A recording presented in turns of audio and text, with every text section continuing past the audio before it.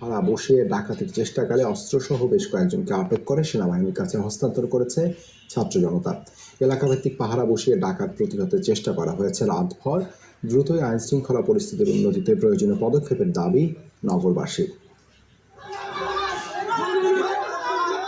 রাত গভীর হওয়ার আগেই ডাকাতির চেষ্টাকালে কয়েকজনকে ধরা হয়েছে রাজধানীর ইসিবি চত্বর এলাকা থেকে। তাদের তুলে দেওয়া হয় সেনাবাহিনীর টহল দলের হাতে।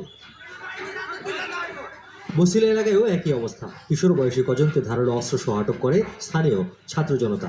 রাজধানীর মোহাম্মদপুর, আদাবর, উত্তরা, মিরপুর সহ বেশ কয়েকটি এলাকার চিত্র প্রায় কাছাকাছি।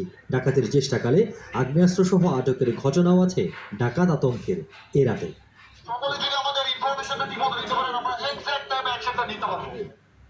রাতভর চলে পাড়া মহল্লা ভিত্তিক ছাত্র জনতার টহল। যে দলে যোগ দিয়েছেন ছেলে বুড়ো সব বয়সী মানুষ। কারো গতিবিধি সন্দেহজনক হলেই চলে তল্লাশি। পথচারী শুধু নয়, রাস্তায় চলাচলকারী বিভিন্ন পরিবহন থাকছে তল্লাশির তালিকায়। নিজেদের নিরাপত্তার কথা চিন্তা করেই এমন টহলের আয়োজন বলে জানান স্থানীয়রা। নিজের জায়গা ছেড়ে কোনো জায়গায় লড়বো না, ঠিক আছে? যদি ধরা পড়ে তারপরে আমরা আসবো। 2-3 দিনে আমরা খুব একটু হিমশিমের মধ্যে ছিলাম এবং খুব দৌড়াদৌড়ির মধ্যেও ছিলাম। হয়তো ইন্ডিয়া ঢুকছে, ইন্ডিয়া দৌড়ান দিয়েছি, আমরা মানে দৌড়ে উঠেছিলাম। সবাই মিলে আমরা সম্মিলিতভাবে চেষ্টা করছি আমাদের এলাকাটাতে কোনোভাবেই যাতে কোনো অপ্রীতিকর ঘটনা যাতে আমাদেরকে না ঘটতে হয়। পুরুষদের সঙ্গে কাঁধে মিলিয়ে এলাকার মানুষের নিরাপত্তায় রাত জেগে পাহারা দিচ্ছেন নারীরাও। সবার জন্য নিরাপদ নগরীর প্রত্যয় নিয়ে ঘর ছেড়ে বেরিয়েছেন পাহারায় যোগ দিতে। এখনো পর্যন্ত তো কোনো সমস্যা নেই, ওই জন্যই আমরা একত্রিতভাবে এলাকার লোকজন এখানে জড়ো হয়েছি, যেন কোনো অকারেন্স না হয়। এখন যেহেতু আমার ভাইরা পাহারা দিচ্ছে, সেই সাথে আমাদেরও নামা উচিত। সবাই সোচ্চার থাকলেই দেশটা উন্নত হবে।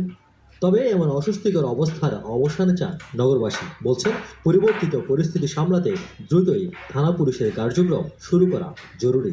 কবে আমাদের থানা ঠিক করা হবে, কবে পুলিশ অ্যাভেলেবেল হবে, আমরা সেই অপেক্ষায় আছি। কারণ আমরা ঘুমাবো, আমরা অনেক পরিশ্রম করছি, আমাদের ঘুমানোর খুব প্রয়োজন। যেহেতু আমাদের আইনশৃঙ্খলা বাহিনীর কর্মকর্তারা এখন থানায় নেই, সেক্ষেত্রে আমাদেরকে এখন ওই দায়িত্বটা পালন করতে হবে আর থানাকে যত দ্রুতই সফল করা যায়, আর সেই জন্য আমাদের সবাইকে আগে আসতে হবে। পুলিশি টহল শুরু হওয়ার আগ পর্যন্ত এলাকা ভিত্তিক টহল চলবে বলে জানান স্থানীয় ছাত্র জনতা।